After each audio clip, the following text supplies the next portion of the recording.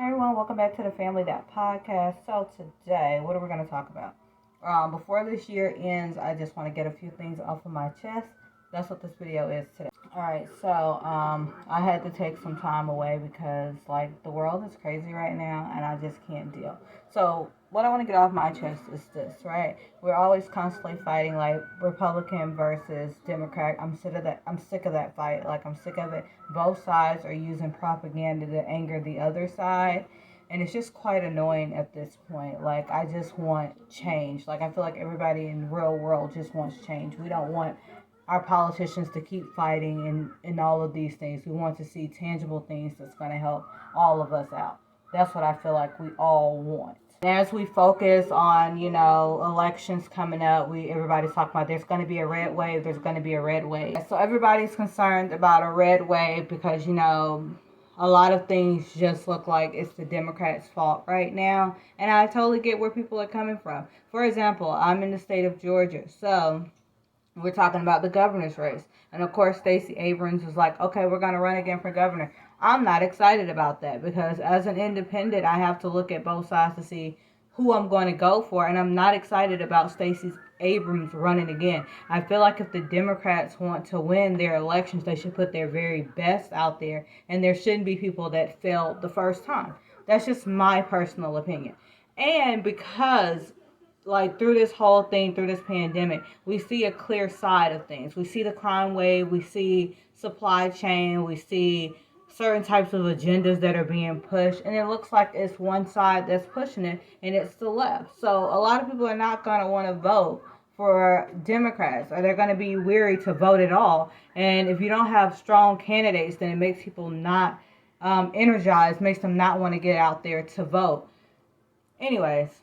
And then I saw something about, I think it was, I don't know who it was that came out and said something about, it's ignorant for people to say that they want Trump back because they're dissatisfied with Biden. I can't pull up the tweet right now. But my thing is, you're allowed to say that you're dissatisfied with the way that things are running. Alright, so this part cut out, so I'm just going to say it really fast. So I remember when we were voting, when it was Biden versus Trump, everybody's like, we're going to pick the lesser of two evils. But evil is still evil. So you didn't get somebody good at the end of the day. You still got evil. And so I think it's weird that people are mad when people criticize the president or they criticize the vice president. But if you ran a certain type of campaign and you said you were going to do certain things, are we not allowed to say that we're dissatisfied? If we don't understand why things are happening the way they are, we're going to look to our politicians and be like, you're the reason why this is screwed up, And I think it's weird that nobody wants to criticize. On the left, they don't want to criticize the president or anything like that. But if it was anybody else, you would have talked about it. So I've seen so many excuses for bad behavior and criminals all year long, and I'm just sick and tired of it because as everyday citizens, we have to live amongst all of this, and we have to deal with the bad policies that people are doing to appease whoever they're trying to appease. I'm sick of that too. It's like at this point we got to stop it. I'm sick and tired of whoever it is that is pushing this idea that we have to dumb down or we have to change things for Black Americans. Sick of it, and I'm tired of people acting like it's not existing. For example, we're saying we're going to remove things from the curriculum because we don't feel like the Black students can keep up with the curriculum. We're talking about removing advanced classes.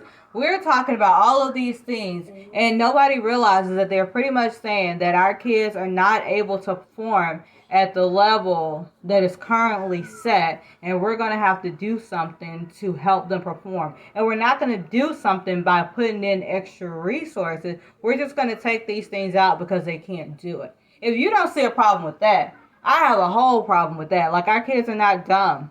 And so for you to put in policies or to take out certain things to help our students, I have a problem with that. Public school is a squalor. I'm going to keep saying it, and it's not getting any better. What else am I sick of? I am sick of things that are meant for children having to have a certain type of message or have propaganda. Like, I'm sick of it. Like, I'm tired of that. Like, if we can stop attacking children's innocence, that would be great in the new year. But it just seems like nobody else understands how children's innocence is being attacked. Like, I'm just tired of it. Everywhere you go, it's always something. Like, children are exposed to everything nowadays. There's nothing that they're not exposed to. From sex, porn, violence, whatever. Kids are exposed to it. And you got to explain to your 5-year-old what the heck's going on. Sick of it. Okay, I am tired of people not thinking for themselves. I'm tired of people being brainwashed and lied to by the media. I want people to have a well-rounded opinion. I want them to start looking at multiple sources for research, form their own opinions, and to not go along with everybody else is saying, because some of these people are dead wrong and they don't have the whole truth. They don't have all of the facts. And the reason why I've noticed this is because, for example, if I read a blog about a certain type of story, all of the doggone comments are the same besides one or two words. I'm like, you all are saying the same thing. Do you see how they're programming us? It's ridiculous how they're programming us. So sick of that. I'm sick of the whole protect black men movement. I'm tired of it because I just feel like it was started by pick-me's. And I feel like they're a danger to black women. And not all black men are bad. I'm not going to say that not all men are bad. But I've noticed some things. I'm seeing some things and I don't like it. Like, in the news this week, I've heard shoot, kill, pregnant, girlfriend, domestic violence, domestic incident, murder, suicide. I mean, that's what I've been hearing just since I've been off, here. That's what I've been hearing in the news. And I'm tired of people saying protect our kings, protect our black men. I'm sick of hearing that because I feel like at this point we got to protect black women too. We got to protect black children. That should be like what we should be saying. That's just my personal opinion. Okay, this is another one that I forgot to put in here, but I'm sick of the whole black on black crime is a myth. I get that people kill based on, where they're located, and we happen to live amongst each other, but I feel like we shouldn't normalize it. We shouldn't be desensitized to the killings in our neighborhoods. I think that that's a sad point to get to because I don't like the fact that we act like white supremacy is the only thing that is taking us out of here when that's not the facts. And if I look at the statistics and I look at the numbers now, I'm not, I'm not a genius. I'm not a mathematician. But if I notice that the majority and the minority are killing at the same rate, then I wonder what the heck is going on. If you think that it's okay for the minority to kill at the same rate as the majority, I just don't understand it. Between like abortion and gun violence, we're going to be extinct. Black people are going to be extinct at this point. That's just what I feel. So I think that every time that we say that it's a myth, we don't address the issue and we don't address the real concerns of what's going on in our community. If it's poverty, if it's whatever it is that we have to address to get to the root cause of the gun violence, why don't we do that instead of brushing it off and saying, oh, it's okay because the such and such is going to get justice. But the reason why we talk about the police killings and the shootings with white people or whatever, we don't know if they'll get justice. They always get off and all of these other things. And that's why we haven't talked about black on black crime. But we shouldn't excuse it and we shouldn't get used to it. We shouldn't normalize it. We should just be just as upset when one of our own is killed by one of us, just as if, especially if they were innocent in the situation, right? We should be just as upset if a cop was to kill us. That's just my personal opinion. Our community needs more than welfare. Welfare only keeps us in poverty. It never brings us out. We have generations that have accepted welfare and they're still in poverty. I would love to see programs that's going to get us, upward mobility, get us out of our current situations. I feel like welfare just keeps us stuck. So what can we do to create a program that would really help people out of whatever situation that they're in? Me personally, I know what would help me for upward mobility, and that would be like, affordable child care. It'd be being able to have a job with livable wage, right? I have an associate's degree, so I feel like I should be able to demand $13 to $15 an hour. if I go to like a call center or something like that. And rent is so high. So I mean, like, rent is incredibly high right now. And I feel sorry for everybody that's like poor working class people. I don't know if I'm saying that right, but the working poor. I feel bad for them right now because it's a struggle. And I feel like nobody cares about the working poor. They only think the working poor sit at home and collect. They only think of poor like sitting at home and collecting welfare. They don't ever think that the poor works. And I'm sick of people putting the middle class and the poor against one another. Like, that is not our fight. Like, we shouldn't be fighting amongst ourselves, like to see who's more poor and all of these things and things like that. It should never be the poor versus the middle class, ever. We need to rebuild the middle class, honestly. What else do I want to rant about? Oh, yeah, I want to have a serious conversation about mental health. I don't know when we're going to have the serious conversation. I feel like it's taboo to even talk about it sometimes, but we should have a serious conversation surrounded by mental health that doesn't have a bunch of cliches and quotes. Mental health is not pretty, it is ugly, and like people are going through a crisis and they need help. And I feel like Ribbon's quotes are really cute, but it doesn't get to the nit and the grit of the issue of discussing mental health and how we help people that are going through a crisis. And the reason why I mention that is because we're seeing a lot of police involved incidents with the mentally ill.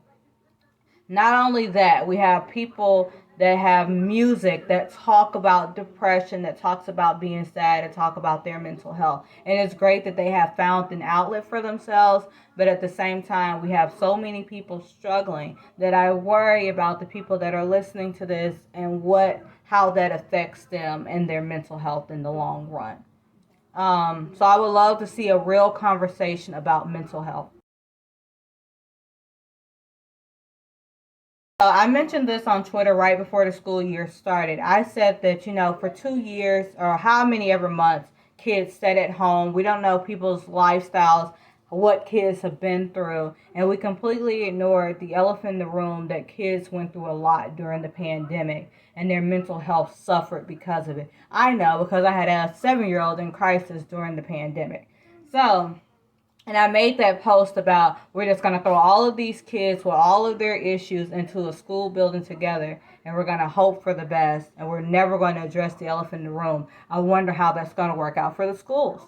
And now we're seeing violence in the schools. We're seeing all of these threats. And I, for one, am not shocked. I just wish that people would have paid attention to what's going on with the kids, paid attention to the young people, and got them some help because I feel like people are not understanding how hard these years of this pandemic has been on people. And I would love for people to be able to have an outlet, be able to express that they're going through a hard time and that they can actually genuinely get whatever help that they need. Again, mental health is very unique, so everybody has their own struggles, have their own things. So what might work for one person might not help another person. But if we can figure out how to have this broad conversation about mental health. Like even with my mom's job, she wants a mental health day. She works in childcare. It's very grueling. It's long hours. They're short staffed. It's a childcare crisis and they are killing their current staff.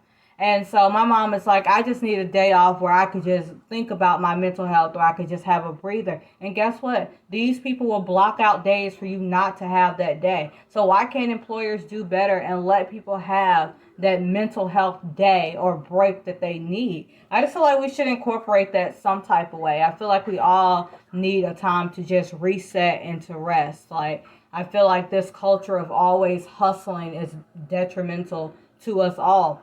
That's another rant for a different day. Everybody want to be an entrepreneur. Everybody want to hustle. I don't want to hustle every single day just to make money. Like, I want to, enjoy the fruits of my labor. I want to be able to work hard, of course. But hustle all day, every day. Like, no, I'm tired of that. Because I feel like when do you reset? When do you rest? So like when you're always constantly going like this, like this, like that, I just feel like that's, damaging. But that's just me. If you like hustle culture, then do you, boo. If you like the entrepreneur life, do you. I like being my own boss, but it's very hard and I have not seen anything from it yet. But I do think that it's a wonderful journey and it's a great journey to travel. And I wish I would have done it with a little bit more money because you can't do it broke. But that's just my 2 cents on that whole thing. So I think that that's my end of the year rant. I'll probably get back on here, do another podcast about something else. But I would love to see, what this new year brings. I'm excited about the new year. I'm excited about the things I have planned, what I want to do for the new year. I want to knock out some goals. I want to focus on my mental health even more in the new year. I've been struggling this year, so I can't wait to have an even better year next year. So tell me, what are you looking forward to next year? What are some things that really ticked you off this year? Let me know. I didn't even mention big pharma, vaccine mandates, all that ticked me off all year long. But yeah, besides that, so tell me what ticked you off down below. What things would you like to see in the new year? What are you completely tired of? Please rant to me down below. Again, we're the Family That Podcast. See you guys on another video.